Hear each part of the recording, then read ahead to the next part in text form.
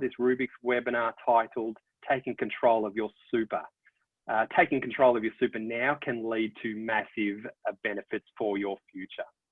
A couple things, a bit of housekeeping. As I said at the start of this, make sure that you are on mute. The reason why we ask for that, if you haven't been in Zoom before, which I don't know anyone who hasn't now, if you aren't on mute and you do make some sounds, the video will go to you and the sound will go to you. So it will be a bit distracting for everyone else in here. We are recording this webinar, and it will be available to everyone who's attended and also everyone who registered to attend. And so if you do want a copy of this, it will be on our socials and we can send it out to you as well. So connect us on our socials. Also, we'll leave questions to the end. The questions will be moderated by Laken, one of our staff members. So if you do have a question along the way, pop it into the chat and Laken will be able to moderate that and ask us the questions at the end. So if you do think of something along the way, just pop it in. Now, with all good financial discussions, here's a fantastic disclaimer. I guess we are all adults here. This webinar shouldn't be taken as personal advice to you. Just because you can do something with your super doesn't mean you should. I guess seek professional advice for your personal circumstances. So I'll give you a couple of seconds to read that. The topics that we are going to cover off on today is around super. So first of all, a superannuation health check, what you can do now, the different types of funds available to you, introduction into self-managed super funds and how Rubiix can help. And as I mentioned before, follow up with questions. Well, you're in for a bit of a treat today. That we've got two presenters, two directors of Rubiix Business Accountants. Both of us have a stack of experience in business as well as super, and in particular, the self-managed super fund space. A little bit about Rubiix, if you don't know anything about us. Rubiix has been in business for now over 10 years. We service mainly businesses, high net wealth individuals, and self-managed super funds. We provide tax advisory, a business advisor, and wealth advice to these clients. Now, the whole reason why we're actually doing this presentation is that we have a lot of conversations with our clients about super, and we thought it'd be a great time to actually run a seminar. We've seen what works with super and we've seen what doesn't work. We find a lot of business owners are hoping for their businesses to be their super. But a common characteristic of what actually works for people is actually being engaged with their super early rather than leaving it to the last second. You can't come to me tomorrow and say, I want to retire with a nest egg, and you haven't done anything about it. So there should be no set and forget strategy with your super. So why again with this seminar? We want our clients to be in a good financial position. How this can be done is being more engaged with your super and for longer. We want you to have a better, more comfortable super balances post-retirement, especially with the reduced reliance on the government age pension going forward. And thinking about it earlier rather than later is a great strategy. Super is a great investment vehicle. What other investment vehicle is tax-free when you retire? What other investment can you draw tax-free pensions? And this is all based on the current super rules, obviously. But another good thing that I like about super is that as a business owner, it is protected from your creditors. What I might sort before we start getting into the presentation as well is the common retirement goals that a lot of people ask about. A lot of people ask me, what should I be aiming for? What should be my super balance? But I guess going back to what the age pension is for the moment, is first of all, if you do get an age pension, which can be about $35,000 per annum approximately for a couple. So that's per annum, that's how much you're going to earn. The statistics out there per the ASAF, a retirement standard, is that to live a comfortable retirement or comfortable lifestyle, you need to have about an income of $60,000 per annum per couple. Which works out to be about $1.2 million in your super fund. So that's all taking into account life expectancy and everything like that. The super system. The super system is rather large. There's over $2.7 trillion in super spread across self-managed super fund, industry, retail, and public sector, as well as corporate. Specifically looking at the self-managed super fund section, there's $678 billion invested in self-managed super funds, which is only second in comparison to the industry fund. There is only 1.1 million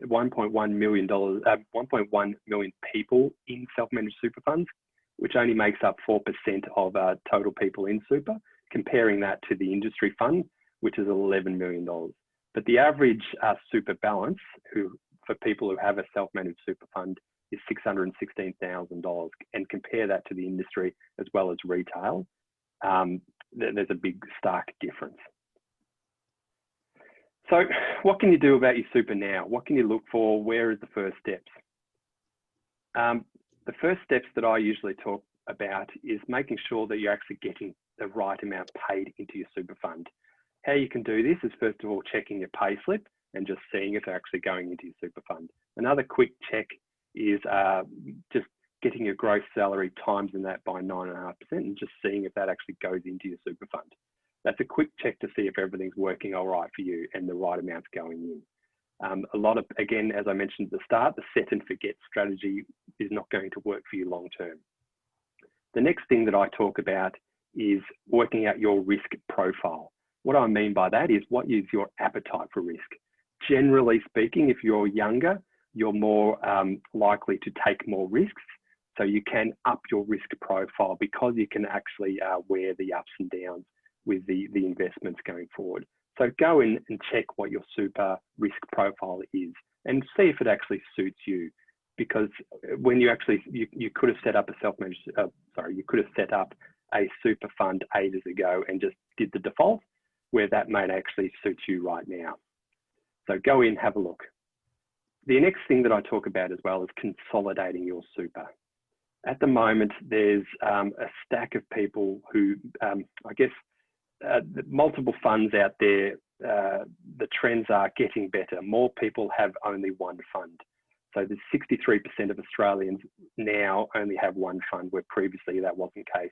But that means there's 37% of people who don't have one fund. What could that mean? Is that actually you're paying multiple super fees and multiple insurances. So that's going to reduce your balance. So check to see if you've actually got more than one fund and consolidate. Look for lost super. Per the ATO, there's $28.8 billion in lost super or unclaimed super out there. So you can actually do a check on yourself to see if there's actually lost super with the ATO, just to find if there's any lost super. And then if you do, consolidate it into the one. So that's a quick handy check. You could be one of the $20.8 billion there. Next is quickly checking with your super fund to see if they have your tax file number. You can actually get charged extra tax if they don't have your tax file number, so please do a quick check for that. Keeping track on your super as well. Again, going back to the set and forget strategy, you can check on your super using your MyGov or going to the right to your super fund providers. The next thing is making sure that you have the right appropriate insurances. Of the 15.6 million Aussies who have super funds, 12 million hold in life insurance. About a third of these are people, or more than that actually, 12 million of these have default life insurances. So that actually means that that life insurance may not be appropriate for you. So have a check on the insurance and just see if that actually is right. Super choice means where people advising their employer to making sure that they're actually going into the right spot. So sometimes when you do start a job, your employer will give you a default super fund, which starts off having multiple super funds. So you do have a choice to advise your advisor where you want your super.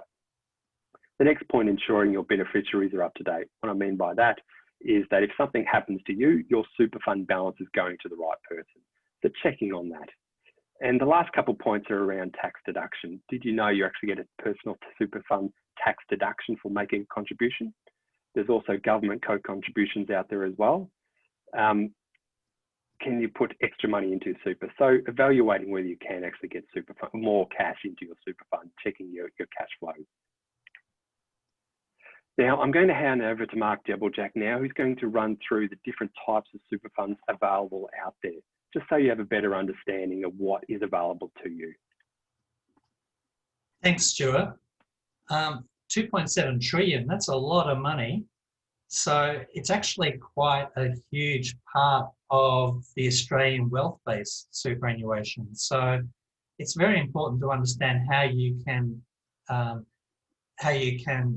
integrate with this, how you can enter this system and what your choices are.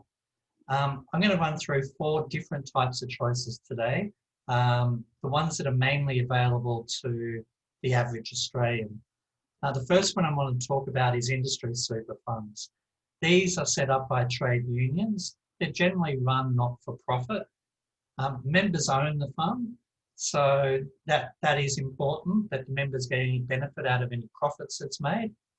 Sometimes there are barriers to entries to these funds. You might need to be a member of a particular union, or you might need to have a particular profession or trade to actually get into these funds. They usually have large member bases, which can be an advantage around things like insurances might be cheaper because of the larger base. Potentially there's economies of scale. The industry funds do push that they are low cost. Now, that is true on their headline costs. What the industry funds don't really talk to you about is how they charge for managing the investments. What are the fund management costs behind there? That's very opaque in this area. Super industry funds also have some restrictions on what type of investments you can have. Very limited ability to own direct shares, no ability to own international shares, no ability to own your own individual property. One of the other areas within industry super funds is that often you'll see they're building their own investments. That's been highly advertised on the TV, and you will see them all the time with their symbols and building for Australia. Well, they're building for Australia, and they're also valuing their own investments. So there's not a lot of third-party, review over this part of the industry. Also, there's really no flexibility in an industry fund. It's cookie cutter. So basically, what they say goes, and if it's not part of their rules, it can't happen. So the next fund is the retail fund. Now, these are usually set up by banks, insurance companies, investment houses. So they're big business, and they are set up for profit, and the shareholders get the profit. So that's really the big difference between industry and retail. So retail is about being, more consumer orientated and more profit driven. There's usually no barriers to become a member of a retail super fund, and there are less restrictions on investments compared to an industry fund. So you are able to direct a bit more, but they still are quite restricted. Once again, large member bases, which means that the things like insurances can be pooled and can be cheaper. There's far more transparency in costs with a retail super fund. This area is far more regulated than the industry area, and so accordingly, they are more transparent with their fees. So you will understand the management fees behind a particular investment that you choose. So transparency in costs is really high within a retail fund, much more higher than in industry. But once again, they use their managers, they use their managed funds, so you are restricted to their portfolio of investments. And often the investments are actually run by the bank or the insurance company or the managed fund. So that's important to understand as well. So let's go to the next one, which is self-managed funds. Now, this is a fund that I own. And the reason why I own this fund is because it's got all the bells and whistles that are available to super members. So it's set up by the members, and as the name says, it's directed by the members. The members of the trustees, they're the ones that make the decisions, and all members have to be involved. So you can't be a member of one of these funds and not be involved. They do cost a bit more to set up initially, and there is a cost to run them manually, but the annual cost tends to be more of a fixed cost. So it costs you the same money or similar money to run a fund that has $100,000 in it compared to, say, $600,000. So, but when you do the percentages of the costs, the more money you have in superannuation, the far less percentage the costs will be for running that fund. So when you start looking at the costs of a self-managed fund, when you're starting to get around the, $400,000, $500,000, $600,000 worth of investable asset, these funds are far more cheaper than both the industry funds and the retail funds. As I said earlier, there's a great flexibility in investments, and I might let Stuart talk about that a little later. The direct ownership too, the assets are actually in the name of your fund. So they're either in your name as trustee or in the corporate trustee's name that you're the director. So if you buy a share in BHP, that's your share. It's not a share that you pool and invest with other people. And that has a lot of, Australians like the idea of ownership. So that's quite important. There's also a greater flexibility within self-managed to plan and direct, to plan. So for example, if you're about to retire, you can plan to change your portfolio to better suit that, to have more income in the fund rather than capital growth, for example. You can plan around things like when to start a pension. You can plan to commute a pension. You can plan about payouts. So if there's a death benefit to be paid, the trustees can plan how it's done and where it goes as well, which is quite an important thing. And also, as important, is the ability to choose your fund manager. So that's the ability to say, we want a third party to help us with our investments, or we want to do that ourselves if you've got the knowledge. So let's look at the final one that we're going to talk about. We're describing it here as a separately managed account. It's really an APRA-regulated account. So this is an amalgamation of this self-managed fund and the retail fund.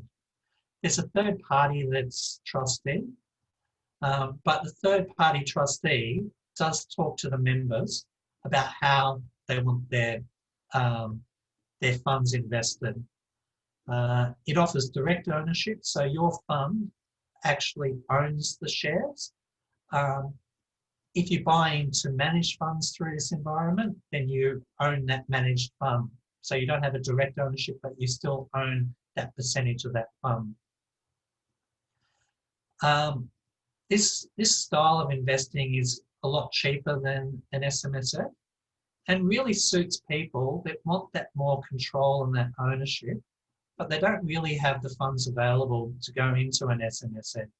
So if you're sitting at the $150,000 or $250,000 balance and you want to move away from these restrictive environments with retail and industry funds, then really this may be a good alternative to you as opposed to self-managed. So let's do a bit more comparison on the various funds.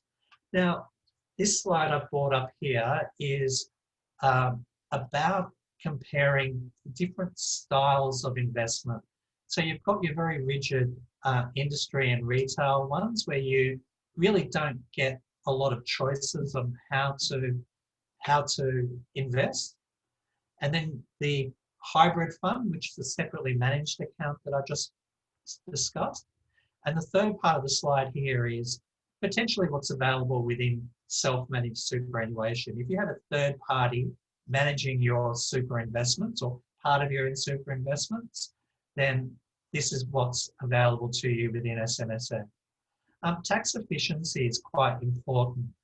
If you're in a pension mode and you have shares, the franking credits for those shares are refundable to the self-managed fund and to the separately managed account. Within retail and industry funds, those franking credits are pooled with everyone else. So you don't get the direct advantage of those tax benefits. Once again, transparency in relation to ownership, fees, those sorts of stuff, and decision making is very good in a separately managed account. You understand who the trustee is, and you can help direct the investments. Typically in a separately managed account, it might be a model portfolio. So you choose your risk portfolio or your risk, your risk, and then the model portfolio would come in on top of that. The big difference with self-managed super and using a discretionary, managed discretionary account is that you can also add some bells and whistles in there. If you're a wholesale investor, for example, you can go into some wholesale investing within self-managed superannuation. You can also direct to buy in particular portfolios. If you have an interest, for example, in mining, you might have a separate portfolio running that's just on mining shares as opposed to the rest of your portfolio. Once again, ownership and management are on the higher side with the hybrid and the self-managed fund. Now we might look at the next slide. Here we're looking at the comparison of the various features. As you can see, the bells and whistles are definitely with the SMSF. I might just highlight some of the important aspects. An SMSF allows you to choose your manager. That's probably the most important thing. If you have Rubiix helping with your investments and you don't like us, you can literally pick up your investments and go to John Smith down the road. Now that's not really available with any of the other funds. So our performance is always highly important in these scenarios because we're trying to maintain the relationship. Some of the other things, direct property is available through SMSF. It's not available through the other three platforms. The ability to direct your investments, deduct fees. Estate planning is probably the most important thing. What's going to happen with your superannuation at the end of it? Do you want a third party deciding who gets your super? So with SMSF, you've got a lot more control there about who gets your super at the end. Whereas with the other two scenarios, they're very much aligned with what their fund regulations are. Now, I might hand over to Stuart now to talk about in more detail SMSF. Thank you, Mark. So Mark has mentioned all the bells and whistles available to a self-managed super fund, and what I'll touch on now is what's actually involved, or what is a self-managed super fund and actually holding it, and what do you have to do. So as I mentioned earlier, there's over 600,000 self-managed super funds in Australia, with about 1.1 million individuals or members who are involved in a self-managed super fund, which makes up about 5% of the Australian population. As mentioned, there's $676 billion in the self-managed super fund environment, which is about 25% of the amount invested in super. So it's a large portion of the super fund environment. Here's a table straight from the ATO. This is the 17-18 years. So this is the stats from a couple of years ago, and this is what's available. What they're showing is that the average balance per member for people thinking or starting up a self-managed super fund was $214,000. So if your member balance is, that's what the average is $214,000. What they're saying as well is that a majority of people who have a self-managed super fund, 84% of them have more than $200,000 in their members' balances. So that sort of gives you a guide if you're tossing up about what the average people look like if you're looking at, if you're thinking about setting up a self-managed super fund. So more than $200,000 is usually about the mark that we suggest. But again, talk to an advisor first. Why do people set up a self-managed super fund? I guess it's in the name, self-managed. They want control is really the main thing that I see when I'm having conversations with people about setting one up. I've got a self-managed super fund, and the main reason why I want it is because I wanted control. I wanted to take control of where my super was actually being invested. More often than not, people want better returns. So if they've got control, they've got more flexibility where that investment is. And as Mark mentioned, flexibility is the key in self-managed super fund. And as Mark mentioned as well, the tax effectiveness with a self-managed super fund is a key requirement there. And a wide range of investments, including property. But with self-managed super fund, there is an absolute stack of rules that needs to be followed. It's governed by the ATO, and you've got to adhere to the SIS Act. If you fall foul of the SIS Act, there's massive penalties involved. So what are some of the rules that you need to be aware of if you're thinking about setting up a self-managed super fund? First of all, you've got to have the sole purpose for it to be around is to provide benefits to you in retirement. What does that mean? You can't touch it before you retire. There can, as Mark mentioned, there's got to be 4 members, or sorry, up to 4 members. So there can be 1, can be 2, can be 3, can be 4, but can't be 5. There's got to be a trustee. A trustee can be an individual or a company trustee. A trustee can, if you're the individual trustees, all members have got to be trustees. But also if there's a directors, members have got to be directors as well of that trustee company. A super fund, a self-managed super fund has got to have a trust deed, which is a legal document which sets out the rules. As I mentioned, it's regulated by the ATO, and it's got to have a documented investment strategy. So one of the requirements is that you do have a documented investment strategy. Again, which is pretty simple, it's got to have its own bank account. So it's got to be in the right name and attached to the super fund. It's got to be independently audited every single year. So the financials need to be audited, as well as tax returns need to be lodged with the ATO. So it's not, as you're sort of picking up, there's a bit involved in actually having one. And it's got to pay its own tax, maybe some GST, depending on what it's doing, and it's got to pay an ATO super levy as well.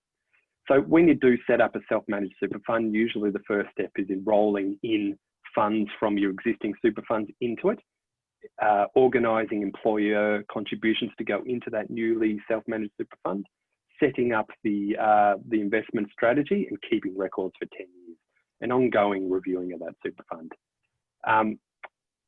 You can, as Mark mentioned, you can have someone managing your portfolio, but even though you have professionals involved, the trustee, who is the members, is ultimately responsible for what's going on with that super fund.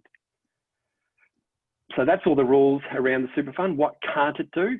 I guess the first thing that you can't do is, as I mentioned, use the money or use the cash or whatever it is in there now before you actually retire. So you can't give money out to friends or businesses. So we see, well, not anymore, but they're previously in the past, super funds funding businesses for their cash flow. You can't do that.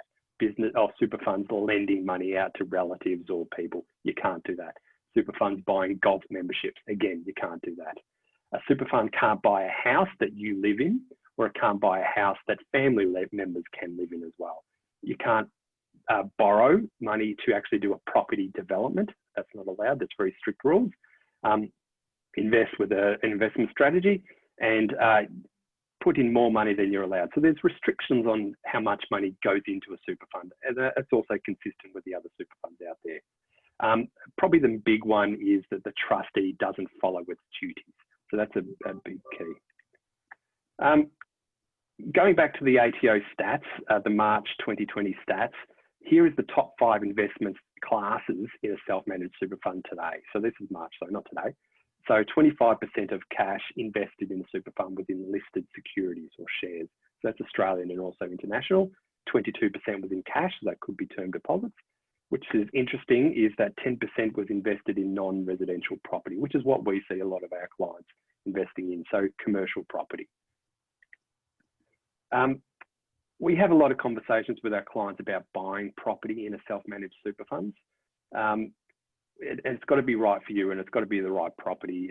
We see a lot of our business clients purchasing their factories with a self-managed super fund. It's just a great way of helping out your wealth creation strategy. What does that actually mean? Is first of all, if you want to do this, it's got to meet the sole purpose test. Again, what do I mean by that? You can't use the cash before you retire. So the whole purpose is actually invest for your retirement. The property can't be purchased from a related party, so that's a residential. As I mentioned before, the fund member can't live in it or a related party.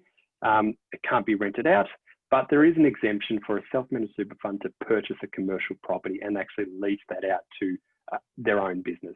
But again, there's got to be a proper lease involved, as well as market rates being charged. So you can't manufacture the arrangement. You hear a lot about borrowing within super and what's entailed in that. It's usually called the limited recourse borrowing arrangement, and it can be complicated.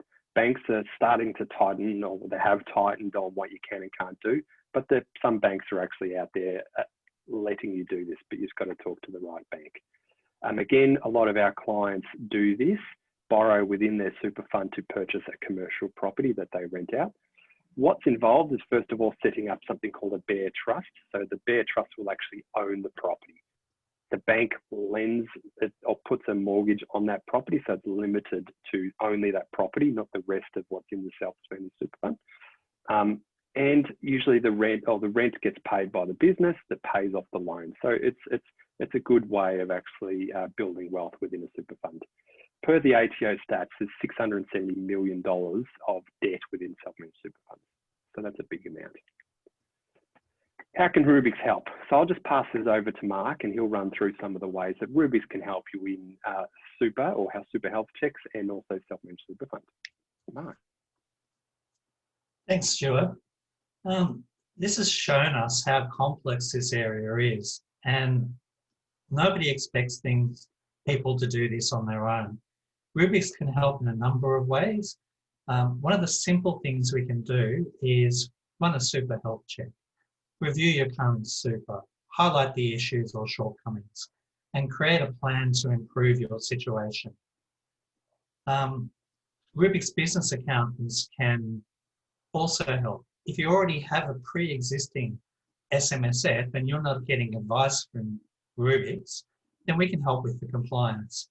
I saw that page with all those things that you have to do when you have an SMSF. Well, Rubiix can help you with that. Super's highly regulated. You don't want to get it wrong. If your super fund is not complying, then that can actually be quite expensive. The tax office can tax you up to 50% of the value of your fund. So not the profit for that year, the value of your fund.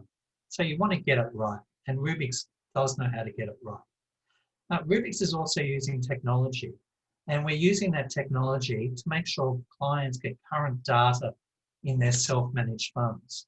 So you can actually look at your performance, and we've been doing that now for 5 or 6 years. So it's something that we really truly believe in. Also with Rubiix, we're able to give advice directly to the members, timely advice. We're able to advise in relation to how to structure a particular investment, how to purchase an investment. We can also give advice in relation to your whole structure. So if you've got a business and you have an SMSF, we can give advice in relation to how each of them interplay with each other. We can align your SMSF with your other business needs and your wealth creation needs. For example, if you want a business premises, if you want to buy an office, or if you want to buy a factory, we're able to help use super to actually get there. Also, we're able to make sure that we get the most tax effect out of the advice as well. The amount of times we've seen people do stuff with super, we've had no advice at all beforehand, and Rubiix business accountants can step in and help. And obviously, we've got a fair bit of experience in borrowing within super, so we can actually construct that borrowing for you as well. Let's move to, as you know, 6 years ago, Rubiix set up a wealth advice business. So we can actually help if you're in the planning side of superannuation too. We can set up a comprehensive financial plan. And with that, we can then set up an active financial plan, which means that we come and we revisit that plan regularly with you, update it, and make sure that it's achieving what you want to achieve. If you don't have an SMSF, Rubiix Wealth can give you the advice and recommendation to set up an SMSF. So this whole area is becoming more and more regulated. But Rubiix can help you move through that regulation and set it up. Rubiix Wealth can also help you in consolidating your super. So if you do your super health check and find out you've got 3 funds when you really only should have 1, we can help consolidate those with you. And we can give advice in relation to insurances as it relates to superannuation. And we can assist in transferring assets into superannuation. Probably the most important part of the advice that Rubiix Wealth can offer is to help manage investment portfolios. We can actually give direct, assuming we have the right information and assuming we've done a financial plan, we can give you direct investment advice. We can also give you advice in relation to setting up borrowing arrangements in superannuation. So that's another bow to our arm at Rubiix. So I might pass over to Stuart now. So that's the end of the formal presentation on self-managed super, in general. But I just wanted to quickly highlight a couple of things. On our website, we've got, first of all, the release of the 2020 tax e-card. So if you're wanting to have something available to you, a handy check for you personally in relation to tax, go to our website, there's a tax card there for you. Also on there is our client, a Rubiix Client Hub, which is covering off on our tax checklist as well. Also for our clients who has a self-managed super fund, we've got a Rubiix Client Portal that actually provides a resource education environment for the self-managed super fund trustees to go to. This is only available to our Rubiix clients, where trustees can actually get on top of the education requirement that they need to actually actively manage their self-managed super funds. So there's a couple little handy things on our website. We also wanted to mention everyone who's on here today, we do have another webinar in late September around selling a business. So that'll cover off in business valuations, what to do to sell your business, and also tax on selling, on how to reduce that. But what we might do now is go to questions. Lakin, do we have any questions? We do. Someone has asked if anyone can be a trustee of an SMSF, or are there rules around which people can be? I might take that. Yeah. So if you have an individual fund, you can have a second trustee. So if you have an individual member, you can have a second trustee to help you, and that's more about security in case something happens to the original trustee. But if you have more than one member, only members can be trustees. So if you have 4 members, the 4 members need to be trustees.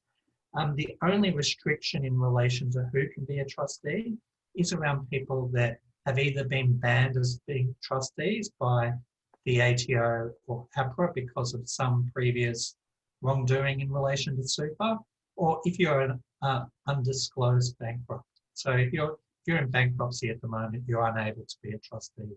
But outside of those 2 areas, anyone can be a trustee. Oh, sorry, you also need to be over 18. An Australian resident as well too, is that? No, not necessarily, no. But Okay. you will need 1 Australian resident as trustee. Cool. Lakin. I can just see some people typing. I haven't gotten any other ones yet. Here we go. Can my partner and I have a joint super account, or are they only individual accounts that's possible? So within SMSF, you can have a joint SMSF. You can have up to 4 members. So sometimes you might see mum, dad, 2 kids, or might be mum and dad and 1 child and 1 spouse. So that's the joint part of it. On an individual level, everyone has their own individual super account. So it can't be split. In certain rules, it can be split between the 2, but generally you have your own account. So if you're in a retail or an industry fund environment, your account's your account. Within self-managed super fund, it's the same as well. Now, in relation to family law issues, the family law court judge will look at those accounts as being part of the matrimonial property, and they may choose to send various parts of those accounts to various parties in the divorce. So if you want a joint super, SMSF, or even the hybrid account where you have a third-party trustee, that's a way to do that, but you still will have your own personal account with your own balance. Great. We've got another question. What's the difference between segregated and non-segregated SMSFs? So that has to do with how the assets are allocated. So if you have two members in a fund, as an example, and one member is in pension and the other member is still in accumulation stage, if you segregate your assets, what you're saying is that, if I use my example, I'm in a fund with my mother at the moment, and we run a segregated fund. So she has her assets and she manages with my assistance her assets, and any gains or losses on her assets are for her benefit. And all franking credits that arise from her assets are hers.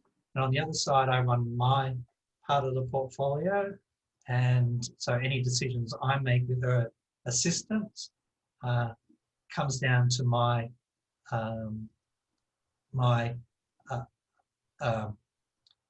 profit or loss.